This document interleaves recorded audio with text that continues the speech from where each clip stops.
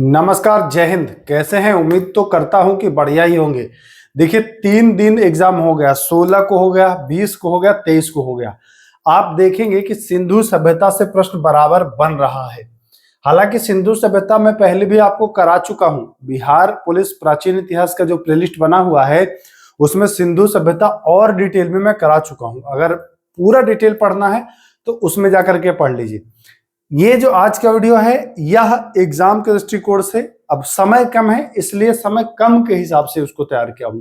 जो पहले बनाया था 4 महीना पहले, समय पर्याप्त था, उसमें चीजें ज्यादा आपको बताया था।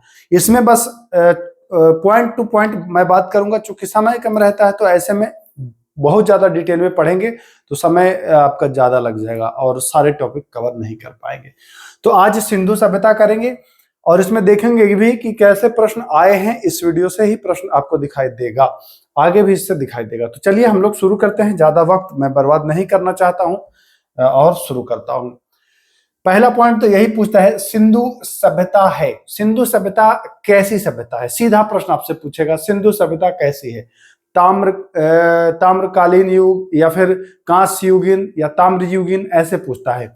तो बताएंगे सिंधु सभ्यता जो है यह कांस्य युगीन सभ्यता है। याद करिए, कांस्य युगीन सभ्यता है। कैसे याद करना है? देखिए, आपको सिक्का याद होगा, सिंधु सभ्यता और कांस्य, ऐसे अगर आप सिक्का याद करेंगे कि सिंधु सभ्यता में सिक्का, बस सिक्का से आप रिलेट कर लीजिएगा कि भैया सिंधु और कांस्य युगीन। तो मुझे लगता है अब आप याद कर देंगे। यह प्रश्न पूछ दिया गया है 16 जुलाई को। यह प्रश्न पूछ दिया गया है कि सिंधु सभ्यता की खोज किसने की थी। हालांकि सिंधु सभ्यता की खोज से मतलब है कि हड़प्पा, है ना, हड़प्पा को ही सिंधु सभ्यता कहा गया। हड़प्पा सभ्यता कह लिया, सिंधु सभ्यता कह लीजिए, एक ही है। तो हड़प्पा की खोज जो हुई है वही सिंधु सभ्यता की खोज मानी गई है। पॉइंट नोट कर लीजिएगा। तो सिंधु सभ्यता की जो खोज है, हड़प्पा की खोज किसने की थी? तो हड़प्पा की खोज सर दयाराम ने की थी। वही कहा जाता है कि यही हड़प्पा सभ्यता ही सिंधु सभ्यता है। पहले उसको, क्योंकि हड़प्पा पहले खोजा गया। बाद में देखा गया कि खाली हड़प्पा ही नहीं है, और भी जगह हैं। तो देखा गया कि सिंधु नदी के किनारे किनारे ज्यादा पॉइंट हैं इसके, इसलिए इसका नाम पड़ गया सिंधु सभ्यता। हड़प्पा सभ्यता से नाम इसका सिंधु सभ्यता कन्वर्ट हो गया। कब खोजा गया है ये पूछा जा सकता है। चूंकि दयाराम साहनी के बारे में पूछ दिया गया है तो इसमें पूछा जा सकता है 1921। पॉइंट नोट कर लीजिएगा, सिंधु सभ्यता तो याद करिएगा 1921, ठीक है ना, ध्यान दीजिएगा। आगे आते हैं, इसी में हम आगे देखते हैं। तो देखिए, इसके काल का निर्धारण, तो सर्वप्रथम इसका निर्धारण जो हुआ वो ध्यान दीजिएगा, उर और किस, उर और किस, मेसोपोटामिया में ये जो मुद्रा मिला है उर और किस, इसी के आधार पर इसका हुआ था निर्धारण। आगे चलते हैं, पॉइंट नोट करने के ये बढ़िया पॉइंट है। सर्वमान्य तिथि जो पूछता है, कहीं आपको मिलेगा 23.5 से 17.5 या कहीं मिलेगा 2400 से 1700। ये तिथि जो है ये सर्वमान्य तिथि है, ध्यान रखिएगा। सिंधु सभ्यता को प्रथम नगरीय क्रांति, देखिए ये पॉइंट नोट कर दीजिए, एग्जाम के दृष्टिकोण से बहुत ज्यादा महत्वपूर्ण है। पूछता है कि इनमें से किसे प्रथम नगरीय क्रांति कहा जाता है? तो सिंधु सभ्यता या हड़प्पा सभ्यता, दोनों एक ही है बाबू। सिंधु सभ्यता और हड़प्पा सभ्यता दोनों एक ही है। कंफ्यूजन बिल्कुल भी मत पालिएगा आप लोग ना, कि सिंधु कभी बोलते हैं कभी हड़प्पा बोलते हैं। मैं बता चुका हूं कि क्यों है दोनों एक। चलिए सर, समझ गए हैं सर। आइए आइए, मेडिटेरियन जाति को सिंधु सभ्यता के निर्माता के रूप में जाना जाता है। पूछेगा कि सिंधु सभ्यता का निर्माता किसे जाना जाता है? तो मेडिटेरियन जाति, याद कर लीजिए, मेडिटेरियन जाति को सिंधु सभ्यता का निर्माता जाना जाता है। सिंधु सभ्यता की लिपि कैसी थी? तो लिपि आपने पढ़ा होगा भाव चित्रात्मक। भाव चित्रात्मक मतलब चित्र के अनुसार भाव को प्रकट किया गया था, ठीक ना। उसी को कहते हैं चित्राक्षर भी। उसी को क्या कहते हैं? चित्राक्षर भी। कभी अगर चित्राक्षर मिल जाए, अब आप पढ़े कहेंगे कि हमने तो भाव चित्रात्मक पढ़ा था, ये तो चित्राक्षर बता रहा है। तो भाव चित्रात्मक मतलब भाव चित्र के द्वारा प्रकट किया गया, ये हो गया। उसी को चित्र अक्षर मतलब चित्र के द्वारा अक्षर, जैसे अभी हम लोग लिखे हैं ये चा छा, तो वो चित्र के द्वारा बताया गया था। तो ध्यान रखिएगा। सिंधु सभ्यता किस किस देश में है ये जरा जान लीजिए। देखिए, भारत तो जानते ही हैं कि भारत में है ही, पाकिस्तान भी आप जानते ही हैं। अगर भूल बस अफगानिस्तान दे दिया तो अफगानिस्तान में भी कुछ पॉइंट हैं, जैसे कि पॉइंट के हम चर्चा कर चुके हैं, मुंडीगक और सुतुगुई, है ना। ये आपको अफगानिस्तान में दोनों मिल जाएगा, मुंडी और सुतुगुई। इंपॉर्टेंट है, इसलिए मैं इसको बता रहा हूं। चलिए, सिंधु सभ्यता का सबसे उत्तरी स्थल मांडा, सबसे उत्तरी स्थल मांडा, ये चिनाब नदी के तट पर है। चारों स्थल याद रखिएगा, उत्तर, दक्षिण, पूर्व, पश्चिम, चारों आपको याद कर लेना है ना। तो उत्तरी मांडा जो चिनाब नदी पर है। आइए आगे। अच्छा, जो आखिरी के 30 दिन में जो सारे टॉपिक करा रहा हूं, सारे पढ़ लीजिए, सारे टॉपिक से प्रश्न आ रहे हैं। अगर आप लोग पढ़ोगे तो देखोगे कि जो 3 हुआ है 16, 20, 23 को भर भर के प्रश्न आए हैं, तो देखिएगा जरूर, बहुत फायदा करेगा।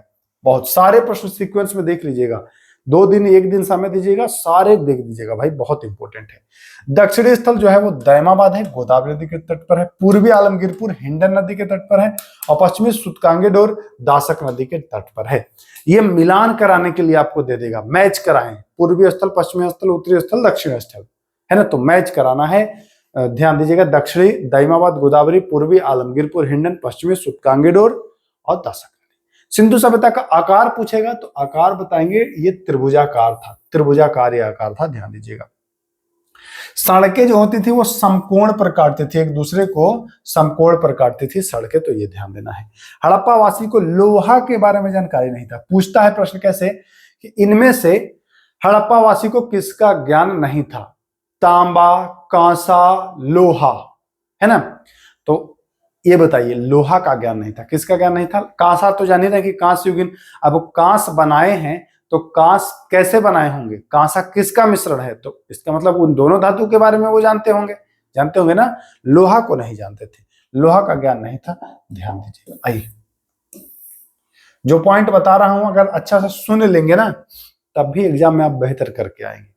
और सिंधु सभ्यता से 2 प्रश्न पूछ रहा है, 2 प्रश्न पूछ रहा है कम से कम। सिंधु सभ्यता का एकमात्र नगर जो दुर्गीकृत नहीं था तो वह था चनहुद्रो, यह दुर्गीकृत नहीं था। आते हैं हड़प्पा के बारे में। देखिए, हड़प्पा सभ्यता को ही सिंधु सभ्यता कहा गया है। मोंटगोमरी जिला, ये वर्तमान में साहिवाल जिला इसको कहते हैं, और यह कहाँ में है? तो यह भैया रावी नदी के तट। अच्छा देखिए, ये तट जरूर पूछ रहा है। हड़प्पा जो है वह रावी नदी के तट पर है, और कहाँ में है? तो भैया रावी नदी पाकिस्तान में है। देखिए ध्यान दीजिएगा, मोंटगोमरी जिला वर्तमान में साहिवाल जिला, रावी नदी के बाएं तट पर है हड़प्पा। अच्छा, जब कोई हड़प जाता है आपका धन, तो आप रोना शुरू कर देते हैं, यानी रुबाई आता है आपको, तो हड़प लिया तो रावी, ऐसे याद कर लीजिएगा। और हड़पने वाला को दया भी नहीं आया, इसलिए हड़प्पा सभ्यता की खोज या हड़प्पा की खोज दयाराम साहनी, तीनों पॉइंट याद रखिएगा, ठीक ना। यह क्षेत्रफल की दृष्टि से सिंधु सभ्यता का दूसरा बड़ा स्थल है, पूरा ऑल ओवर की बात कर रहा है।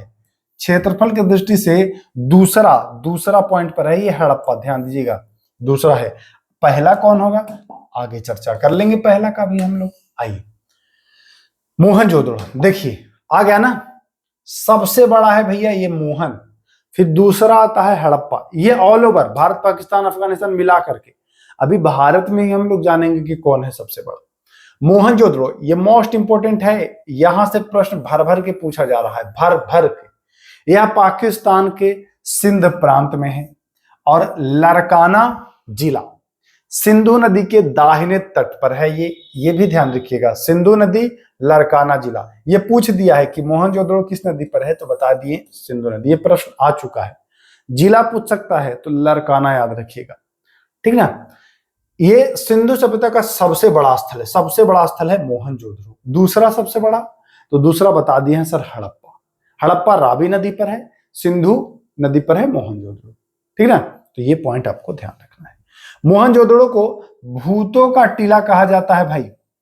अब आप कहेंगे कि सर हमने तो प्रेतों का टीला पढ़ा है, लेकिन आप तो भूतों का टीला बता रहे हैं। हमने तो क्या पढ़ा है, प्रेतों का टीला, आप भूतों का टीला।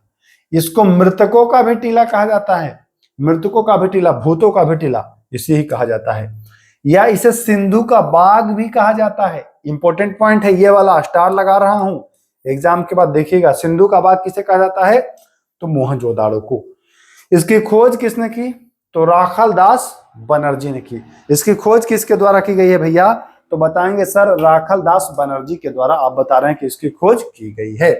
और 1922 में देखिए, हड़प्पा की 1921 में दयाराम, मोहनजोदड़ो की 1922 में राखाल दास बनर्जी ने। क्लियर है, क्लियर है सर। आइए आते हैं आगे। मोहनजोदड़ो से प्राप्त विशाल स्नानागार, ये पूछता है कि विशाल स्नानागार कहां से प्राप्त हुआ, तो बता दीजिएगा कि मोहन जो थे वो बिना स्नान किए नहीं जाते थे, मतलब मोहनजोदड़ो से स्नानागार प्राप्त हुआ है, ठीक ना, मोहनजोदड़ो से। एक अन्नागार भी मिला है, अन्नागार मोहनजोदड़ो की सबसे बड़ी इमारत है। अभी पूछेगा इनमें से सबसे बड़ा इमारत कौन है, अन्नागार कि स्नानागार, तो आप ये बताइए आपके घर में अनाज रखने वाला घर ज्यादा बड़ा होता है कि नहाने वाला घर ज्यादा बड़ा होता है, तो कहेंगे सर नहाने के लिए तो बस छोटा सा बाथरूम होता है, अनाज रखने के लिए तो बहुत बड़ा होता है घर। तो पहले भी यही था, अन्नागार ही बड़ा था, ध्यान रखना है।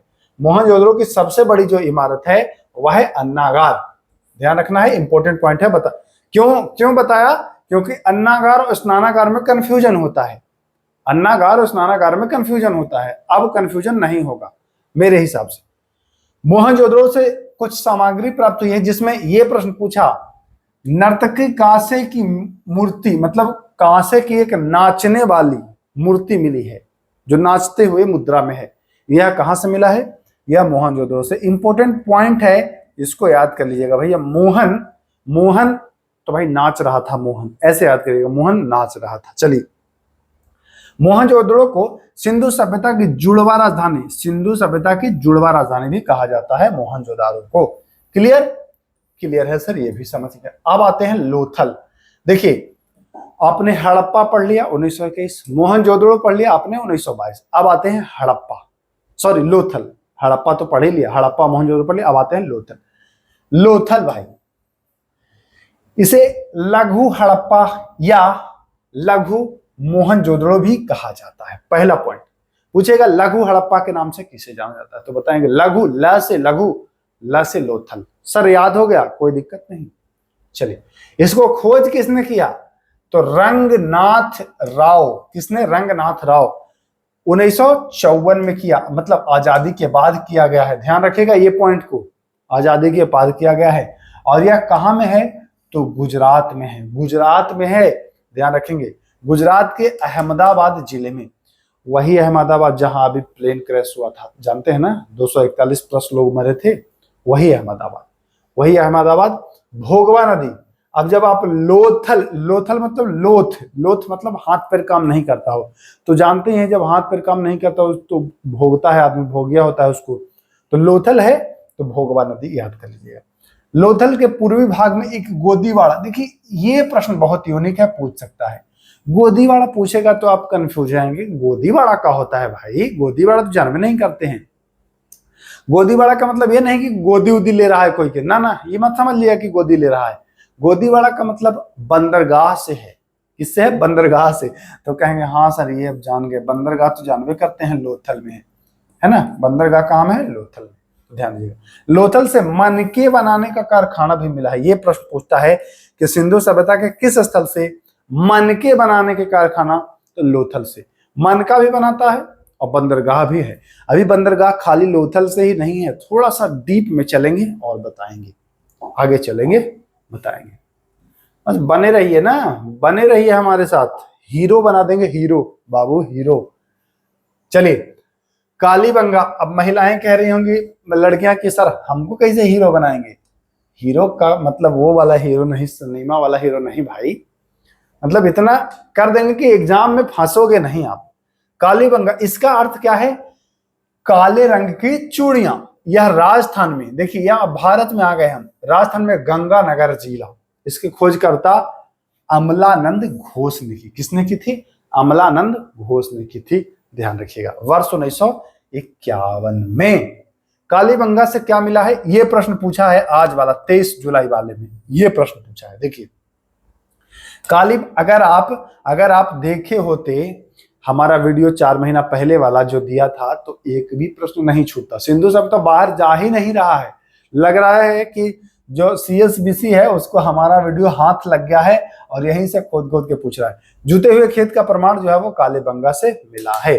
चलिए, आयताकार अग्निकुंड की वेदिकाएं भी मिली हैं यहीं से, कालीबंगा से।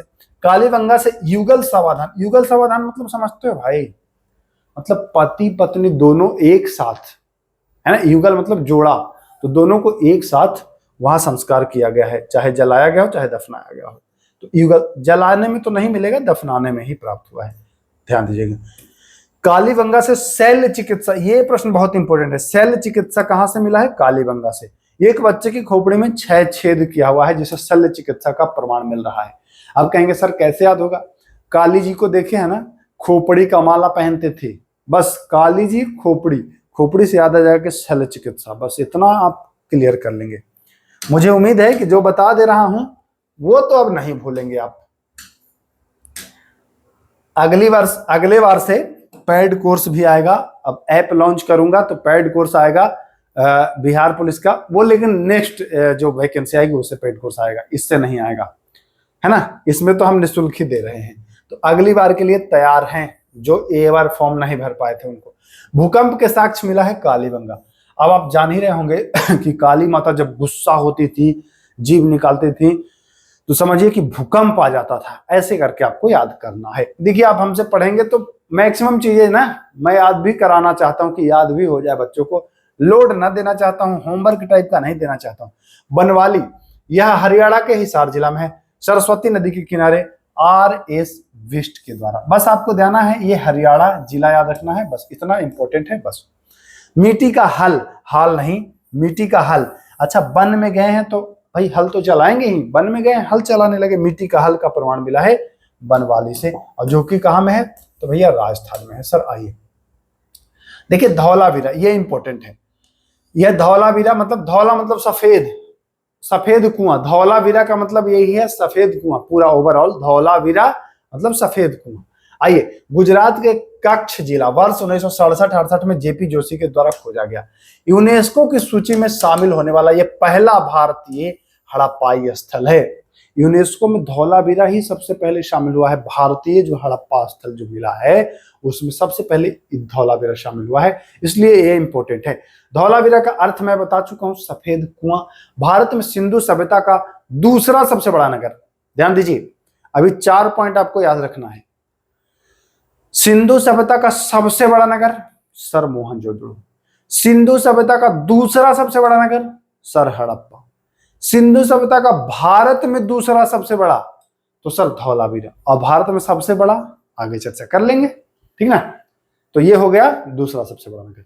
यहां से क्या मिला है? घोड़ा के अवशेष प्राप्त हुआ है। हड़प्पा सभ्यता का एकमात्र स्टेडियम भी यहां से मिला है। आप कहेंगे सर आप भी क्या करते हैं, स्टेडियम था क्या उस समय? भाई बहुत डेवलप सभ्यता थी सिंधु सभ्यता, समझ लो। अभी जो स्थिति है उससे बेहतरीन स्थिति थी। आप पढ़ेंगे ना, नाला उला इतना सफाई था। अभी तो देखिए नाला तो रोड पर निकल जाता है, पटना उटना में रहते होगे तो देखते ही होगे बरसात में नाला रोड पर। लेकिन सिंधु सभ्यता में इतना बढ़िया था कि अभी भी वो हम नहीं दे पाए हैं वो सुविधाएं। चलिए तो ध्यान दीजिएगा, स्टेडियम था, ऐसा मत समझिएगा कि स्टेडियम नहीं था। अब हम ये नहीं कह रहे कि क्रिकेट वाला स्टेडियम था। नौसारों से मिला है स्त्री के मांग में सिंदूर, इसका मतलब कि स्त्रियां सिंदूर लगाती थी। चलिए, सिंधु सभ्यता के बंदरगाह नगर। देखिए आप क्या जानते हैं, आप खाली लोथल को ही जानते हैं बंदरगाह, लेकिन ध्यान दीजिएगा पूछ देता है कि इनमें से कौन बंदरगाह नगर है, और 3 गो दे देगा नहीं है और 1 गो दे देगा लोथल के अलावा दे देगा। अब आप कहेंगे कि अरे तो गलत दे दिया, तो ध्यान दीजिए, सुतकांगेडोर, लोथल, सुतकाको। देखिए सूत वाला जो है यह दोनों बंदरगाह है, तो ध्यान दीजिएगा सूत वाला बंदरगाह है। कौन सूता हुआ है? लोथ जो आदमी है वो सोया ही रहता है जब हाथ पैर ही नहीं है। तो याद कर लीजिए, सूत और लोथल तीनों बंदरगाह है। अब कैसे सूता था? तो कोट पहन के।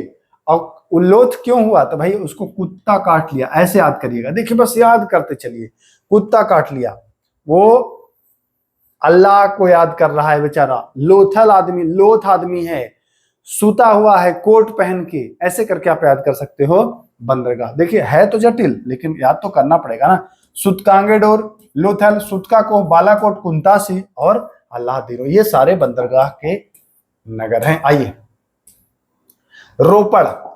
रो पढ़ोगे, ऐसी घटनाएं बताऊंगा रोपड़ से। एक कि रो पढ़ोगे, जानते हैं लोथल से प्राप्त हुआ है कुत्ता के साथ उसके मालिक को दफन, मतलब मालिक मर गया तो कुत्ता को भी साथ में दफन। अब मालिक और कुत्ते का ये प्रेम देख करके तो रो पड़ोगे ही। पूछता है कि सिंधु सभ्यता के किस स्थल से मानव के साथ कुत्ते को दफन करने का प्रमाण मिला है? तो रोपड़ से। रोपड़ भारत के पंजाब प्रांत में सतलज नदी के बाएं तट पर यगदत्त शर्मा ने 1953-56 में खोज किया। मनुष्य के साथ पालतू कुत्ते को दफनाने। अब कहेंगे सर कैसे जान गए कि पालतू कुत्ता? तो देखिए, पालतू कुत्ता जो होता है ना, तो गले में या तो रस्सी, पगहा, बेल्ट कुछ तो लगाए रहता है ना। आज बेल्ट है, उस समय हो सकता है कुछ जंजीर या कुछ तो रहा होगा, पट्टा रहा होगा, रस्सी रहा होगा। तो ये पालतू कुत्ता का मतलब अनुमान लगाया गया है। रोपड़ का आधुनिक नाम रूपनगर है, ध्यान दीजिएगा। राखी गढ़ी, यह हरियाणा जिंद जिला में घाघरा नदी के किनारे है। खोजकर्ता सूरजभान सिंह, है ना। यह सिंधु सभ्यता का सबसे बड़ा स्थल है। देखिए, अब चारों पॉइंट याद रखिएगा, लेकिन ये भारत में है भैया। हाँ देखिए, लिखा तो हूं भारत में सबसे बड़ा, तो सबसे बड़ा राखी गढ़ी, दूसरा तो धौलावीरा। विश्व मतलब ऑल ओवर सिंधु सभ्यता का सबसे बड़ा मोहनजोदड़ो, दूसरा तो हड़प्पा। Clear sir? क्लियर। ये चारों आपको याद रखने हैं पॉइंट, नहीं याद रखोगे भाई दिक्कत होगा। रंगपुर, अहमदाबाद जिला, भादर नदी 1954 में खोज हुआ है SR राव के द्वारा। सुरकोतदा यह गुजरात के कच्छ जिला 1964 में खोजकर्ता JP जोशी। यहां से घोड़ा का अस्थि पंजर, ये पूछता है घोड़ा का अस्थि पंजर कहां से मिला है, तो सुरकोतदा से। इंपॉर्टेंट है, ध्यान रखिएगा, ये पूछता है घोड़ा वाला भाई। आइए, सिंधु सभ्यता की आर्थिक जीवन का प्रमुख आधार कृषि और पशुपालन है। चनहुदड़ो से मानव के वली का प्रमाण मिला है। 4 पहिया गाड़ी का मॉडल मिला है, 4 व्हीलर। देखिए, चा से चनहुदड़ो और चा से 4 पहिया, याद कर लीजिए।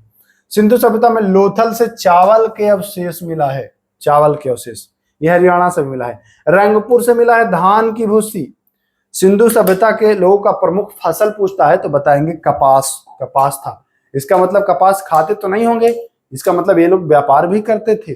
मेसोपोटामिया से तो करते ही थे व्यापार, जान ही रहे हैं।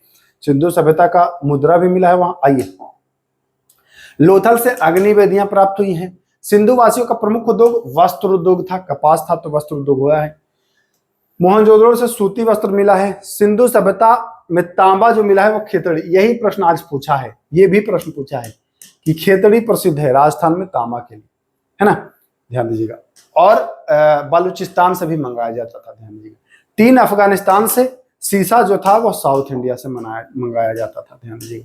लाजवर्द अफगानिस्तान से, चांदी अफगानिस्तान से, सोना ईरान से। मनके बनाने के कारखाने चनहुदड़ो और लोथल से प्राप्त हुए हैं, ध्यान दीजिएगा। सिंधु सभ्यता का प्रमुख व्यापारी केंद्र लोथल, सुदकांगेडोर और सुदकाको। क्यों है ये प्रमुख व्यापारी केंद्र? क्योंकि बताया हूं ना मैं, ये सब बंदरगाह है भाई। बंदरगाह रहेगा तभी तो विदेश में भेजेगा वहां से सामान, तो ये ध्यान दीजिएगा। चनहुदड़ो से ये प्रश्न भी पूछा है, देखिए ये वाला, इक्का गाड़ी कहां से? तो देखिए, चनहुदड़ो से 4 पहिया भी और 1 पहिया वाला भी, और बैलगाड़ी मतलब गाड़ी उड़ी का जो काम है ना, वो चनहुदड़ो से मिल रहा है, तो ये आपको ध्यान देना है। हाँ सर, समझिए। लोथल से तांबा का कुत्ता। अब बता रहे थे कि लोथ कैसे हुआ, तो कुत्ता काट लिया था, यानी कुंतासी उस समय में बताया था, लेकिन लोथल से तांबा का कुत्ता भी मिला है। दाइमाबाद से कांसे का रथ मिला है, जो जिसको एक नंगा आदमी चला रहा है, नंगा मानव चला रहा है। ये बहुत ज्यादा इंपॉर्टेंट नहीं है, जो इंपॉर्टेंट है वो मैं बता दे रहा हूँ। सिंधु सभ्यता की मोहर बनी होती थी किसकी? सेलखड़ी या सटेटाइट की, ध्यान रखिएगा, ये इंपॉर्टेंट है, पूछता है। सिंधु सभ्यता के मोहर पर एक श्रृंगी पशु का मिला है, जिस पर कुबड़ वाला बैल, हाथी और भैंसा। देखिए, बैल, हाथी और भैंसा, या ऐसे भी याद कर सकते हैं बैल, एलिफेंट और भैंसा, ऐसे रिलेट कर लीजिए, याद कर लीजिएगा। यही है, कुबड़ वाला बैल, हाथी और भैंसा, श्रृंगी पशु पर मिला है, ध्यान दीजिएगा। आइए, चलिए, थोड़ा ही अब है, अब लास्ट है, घबराइए मत, पेशेंस रखिए, धैर्य रखिए, बहुत कम है। मोहनजोदड़ो से प्राप्त पशुपति शिव की मोहर की त्रिमुखी, इस पर एक हाथी, जो त्रिमुखी मूर्ति मिली है, एक बाघ और एक गैंडा, एक भैंस और नीचे 2 हिरण। अब इसमें पूछ देगा, घोड़ा दे देगा, है ना, ध्यान दीजिएगा। हाथी, बाघ, गैंडा, भैंस, हिरण, यही 5 जानवर मिले हैं जो पशुपति की मूर्ति मिली है। इससे पशुपति पर देखिए पूछता है। लोथल से एक मृदभांड मिला है, जिस पर पंचतंत्र कहानी का वर्णन किया हुआ है। ध्यान दीजिएगा। सिंधु सभ्यता में अंग्रेजी के सबसे ज्यादा यू अक्षर मिला है। अब आप कहेंगे सर अंग्रेजी भी जानते थे क्या? क्या आप पढ़ा रहे हैं भाई? चित्राक्षर थी तो वो कुछ भी चित्र के माध्यम से बताते थे, वो जानते नहीं होंगे कि बाद में लोग ABCD में इसका यूज कर देंगे। सिंधु सभ्यता में सबसे ज्यादा मछली का उपयोग किया गया। किसका? मछली का उपयोग किया गया सर्वाधिक। किस जीव का? सिंधु सभ्यता की लिपि जो थी वह दाएं से बाएं जाती थी, मतलब कि दाएं से बाएं जाती थी, और पंक्ति एक से अधिक होने पर पहली पंक्ति दाएं से बाएं और फिर बाएं से दाएं। इसको गोमुद्रिका पद्धति कहते हैं। गोमुद्रिका पद्धति इसको कहते हैं। आइए आखिरी पूछता है कि सिंधु सभ्यता के पतन का कारण क्या था? तो बाढ़ था, आर्यों का आक्रमण था। ये दोनों प्रमुख कारण था। कारण तो बहुत सारा है, बाहरी आक्रमण भी था, बहुत सारा कारण है, बीमारी भी था, लेकिन मुख्य कारण यही है आर्यों का आक्रमण और बाढ़। कहा गया है कि ऐसे ही इसका पतन हुआ है। तो मुझे उम्मीद है कि सिंधु सभ्यता आपने अच्छे से देखा और पॉइंट भी नोट किए होंगे इसके आपने। अगर इसका PDF चाहिए तो दे दूंगा इसका PDF, क्योंकि लेंदी है, लंबा चौड़ा है, नोट करने में ज्यादा समय लगेगा। तो PDF के लिए टेलीग्राम पर आप आइए, टेलीग्राम पर आपको PDF तुरंत मिल जाएगा, है ना। तो चलिए फिर मिलते हैं। नमस्कार।